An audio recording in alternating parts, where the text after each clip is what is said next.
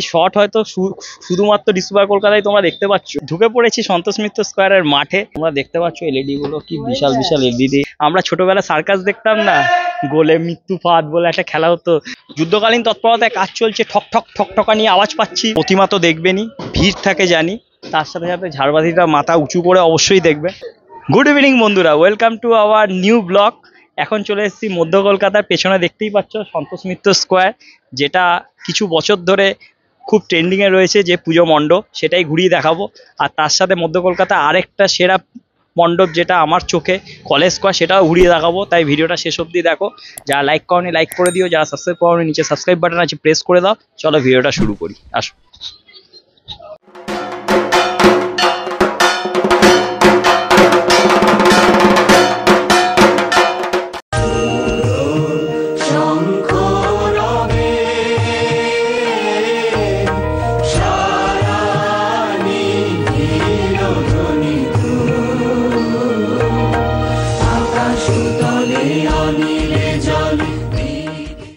ঢুকে পড়েছি সন্তোষ মিত্র স্কোয়ারের মাঠে।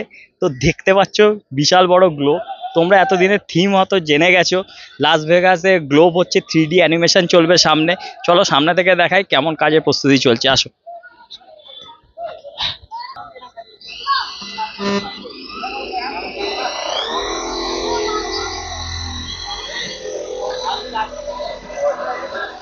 তো বন্ধুরা দেখতেই পাচ্ছ লোহার স্ট্রাকচার, তার ওপর এলইডি লাগানোর কাজ চালু হচ্ছে।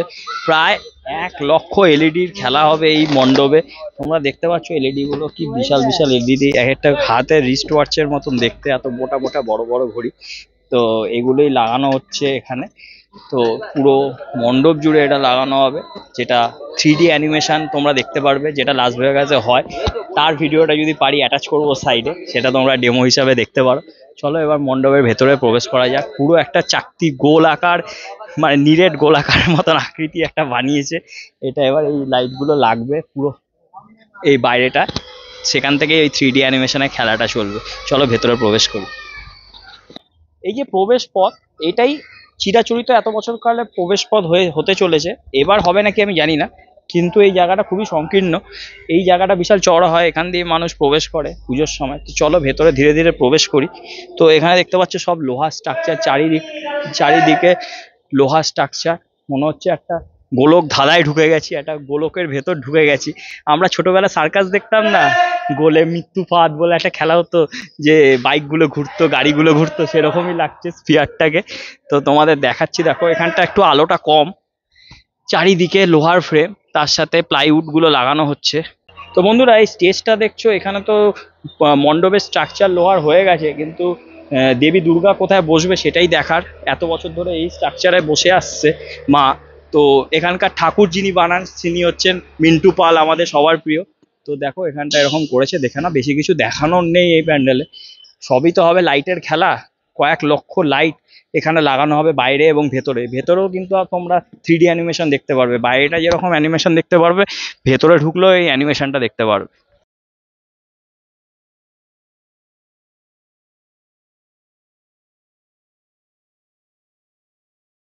তো বন্ধুরা একটা ইনফরমেশন দেওয়ার জন্য আবার ভিডিওটা চালু করলাম। তোমরা দেখতে পাচ্ছ বাইরের দিকে একটা লোহার স্ট্রাকচার রয়েছে, ভালো করে দেখো, ক্যামেরাম্যানকে বলবো একটু জুম করে দেখাতে। ওই লোহার স্ট্রাকচারটাই থাকবে। এই যে কাঠের যত বাঁশের স্ট্রাকচার দেখছো, এগুলো সব খুলে দেবে। তো ওই লোহার স্ট্রাকচারটা ওই পেছন দিকে থাকবে, ঠাকুরটা সামনে বসবে। সব আমার যেটা কনফিউশন ছিল সেটা এখানকার একজন কমিটির লোক ক্লিয়ার করে দিয়েছে। এখানে যত বাঁশের স্ট্রাকচার দেখছো, ওই লক্ষ লক্ষ বাঁশ, এগুলো সবই খুলে যাবে। বাইরে যে লোহার স্ট্রাকচারটা রয়েছে সেটাই শুধু থাকবে। মণ্ডপের পেছনের দিকে চলে এসেছি। এই দেখতে পাচ্ছ এই লোহার স্ট্রাকচারটার কথাই বলছিলাম, এটা থাকবে। পেছনে যে বাসের স্ট্রাকচার গুলো, এগুলো সব খুলে দেওয়া হবে। আর লোহার স্ট্রাকচার দেখেছো কি মোটা লোহা দিয়ে এখানে ওয়েল্ডিং করে পুরো বানানো হয়েছে গ্লোবটাকে, সেটা দেখো। আর ভিডিও একদম এই মণ্ডপের, মানে সন্তোষ মিত্র স্কোয়ারে একদম শেষ পর্যায়ে চলে এসেছি। এই মণ্ডপের ভিডিওটা কেমন লাগলো জানিও। পরবর্তী অংশ মানে দেখা হচ্ছে কলেজ স্কোয়ারে আবার। চলো কলেজ স্কোয়ারে যাওয়া যাক। তো বন্ধুরা আমরা দ্বিতীয় ডেস্টিনেশনে চলে এসেছি, মধ্য কলকাতায় এক ঐতিহ্যশালী পুজো মণ্ডপের সামনে। পেছনেই রয়েছে কলেজ স্কোয়ারের পুজো মণ্ডপ, যেটা এবার সুইজারল্যান্ডের পার্লামেন্ট থিম থিম হলে কি হবে, সাবেকি প্রতিমাই হচ্ছে এর মূল আকর্ষণ, যেটা সনাতন রুদ্রপাল শিল্পী আমাদের তৈরি করে থাকেন প্রতি বছর। চলো দেখো, এখানটা আমরা ভেতর থেকে একটা এক্সক্লুসিভ শট নিচ্ছি। দেখো এখানে বাইরের স্ট্রাকচারগুলো লাগানোর কাজ চলছে, কিভাবে দড়ি বেঁধে বেঁধে তুলছে। এই মণ্ডপটা আগে এই পুকুরের মাছ বরাবর আসতো, এখন মণ্ডপ অনেকই ছোট হয়ে গেছে, বিভিন্ন কারণে এখন আর পারমিশন পায় না। কিন্তু এই যে ঝিলটা দেখছো, পুকুরটা দেখছো, সুইমিং পুলটা দেখছো, এইটা জুড়ে যে লাইটের খেলাটা হয়, সেটাই হচ্ছে দর্শনার্থীদের মূল আকর্ষণ হয়ে থাকে প্রতি বছর। আর দেবী মূর্তি দেখার জন্য যে একটা ক্রেজ, সেটাও থাকে।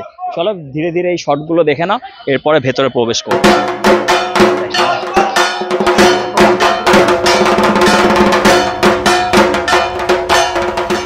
তো বন্ধুরা, শুধুমাত্র তোমাদের পারমিশন নিয়ে আমরা প্রায় ঝিলের মাঝে চলে এসেছি এই শটটা নিতে। খুব বিপজ্জনক শটটা নিচ্ছি, তোমরা দেখো কেমন লাগছে, কমেন্টের মাধ্যমে জানিও। এই শট হয়তো শুধুমাত্র ডিসকভার কলকাতায় তোমরা দেখতে পাচ্ছ, এক্সক্লুসিভ শট বলতে পারি।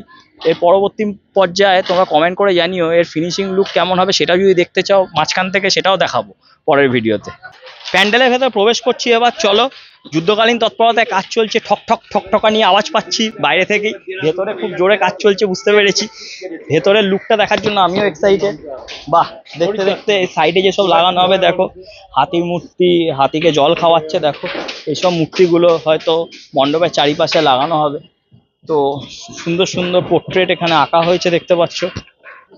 তো দেখো সেই সুবিশাল ঝাড়বাতির কাজটা চলছে। দেখো ঝাড়বাতির জায়গাটা ফাঁকা রেখে চারিদিকে প্লাইউডের কাজ চলছে, কলকা নস্কার কাজ চলছে, দেখতে পাচ্ছ।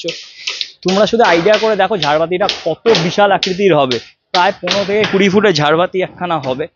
এবং দেখো এখানে বিভিন্ন রকম স্ট্যাচু বানানোর কাজ চলছে। পার্লামেন্টের ভেতরটা হয়তো ফুটিয়ে তুলবে, পার্লামেন্টের ভেতরটা হয়তো, সেটাই আমরা সুইজারল্যান্ডের পার্লামেন্ট ভেতরে নিজের চোখে দেখিনি, কিন্তু আমরা কলেজ স্কোয়ারে এলে সেটা দেখতে পারবো।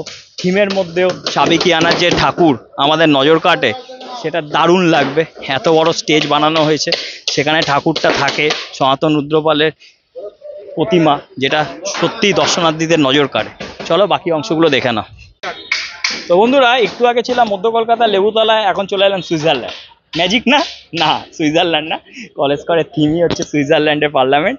তো দেখো এখানে যে ঝাড়বাতির কাজটা হয়, ভেতরে ঢুকলেই নজরে পড়ে বিশাল আকৃতির ঝাড়বাতি।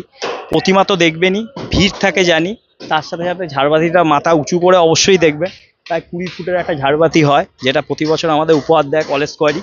এবং আমাদের সনাতন বাবুর প্রতিমা, যেটা আমাদের নজর কাড়ে প্রতিবারই, দারুণ মূর্তি হয়।